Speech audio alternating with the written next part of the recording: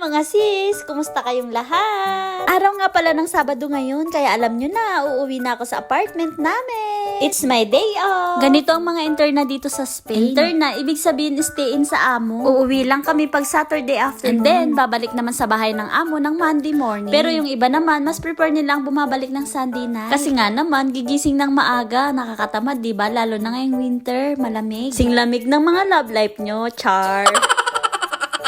So, andito na naman ako sa loob ng metro. Alam ko naman na karamihan sa mga vlog ko ay dito sa loob ng metro. Masanay na kayo mga sis. Alam nyo naman na ito ang transportation dito sa Spain. May mga bus naman, pero mas prefer ko talaga ang mag-metro kasi mas madali. Kung nanonood kayo ng mga vlogs ko before, dati every time na uuwi ako galing work, dumadaan muna ako ng palengke. Pero ngayon hindi na, nag-level up na. Kasi nga naman, dati pare-pareho kaming interna and then ako yung nauunang umuwi palagi. Kaya ako yung nakatokang mamalengke at saka magluto ng ulam namin. Sandali lang pala mga sis, bago ko ituloy yung kwento ko. Nakababa na pala ako ng metro. Dadaan muna pala ako dito para bumili ng mga kailangan namin sa bahay. Bibili ako ng shampoo, ng napkin, at kung ano-ano pa. So, itutuloy ko muna yung kwento ko kanina. Nag-level up na kasi hindi na ako namamalengke. Kasi si Sak at saka si Ate Lori, lumipat na ng mga trabaho. Si Sak, simula nung bumalik kami dito sa Spain, galing ng Pilipinas, hindi na bumalik sa trabaho niya. May papers na siya, kaya pwede na siyang mamili ng trabaho niya. Kaya sa restaurant na siya nag-work ngayon. And then, si Ate Lori naman, nag-change ng trabaho. Dati, stay in siya sa trabaho. Ngayon, nag-stay out na siya. Everyday na siya umuwi sa apartment namin. Pero same pa rin yung trabaho niya. Sa bahay pa rin kasi wala pa siyang papers. Mas maganda nga naman ang stay out sa trabaho kasi nakaka-uwi ka everyday sa apartment. At ang kagandahan pa ng externa or stay out, Monday to Friday lang ang trabaho, 2 days off ka. Samantalang sa interna naman, may Sabado ka pang half day na trabaho. Andito na nga pala ako sa bahay. And then, pagdating ko, ayan na nga, nagluluto si Sak ng uulamin namin. O, diba? Si Ate Lori ang namalengke, si Sak naman ang nagluto. Gumaan ang trabaho ko. Sana all.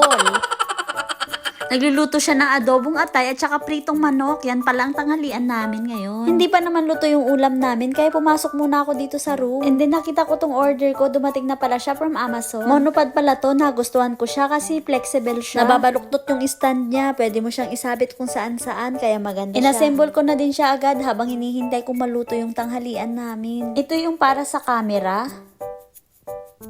Siya, pwede siyang mabaluktot-baluktot, pwede mo siyang isabit, ayan.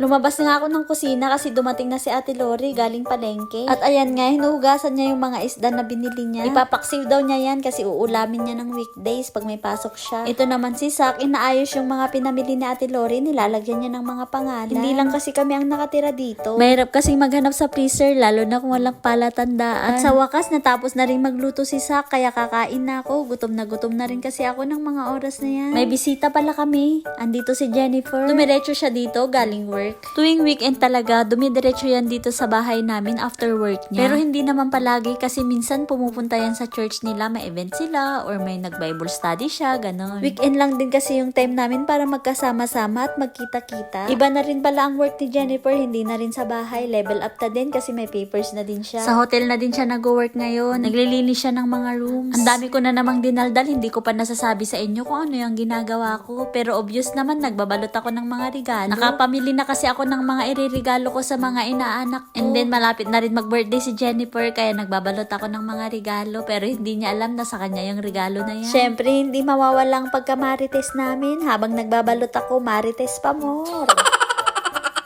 Wala pala dyan sa apartment si Sak ng mga oras na yan. Lumabas siya kasama yung kaibigan niya, si Wang. Bibisita daw sila dun sa isang kaibigan nila, kaya pinayagan ko na. Para naman ma-feel niyang lumabas na hindi ako kasama, mahirap na, baka magsawa. Nakapagbalot nga lang ako ng 2 piraso at ito kakain na naman ako. Oy, wag kayong ano dyan, baka sabihin nyo matakaw ako. Dinner na to, kanina lunch yun.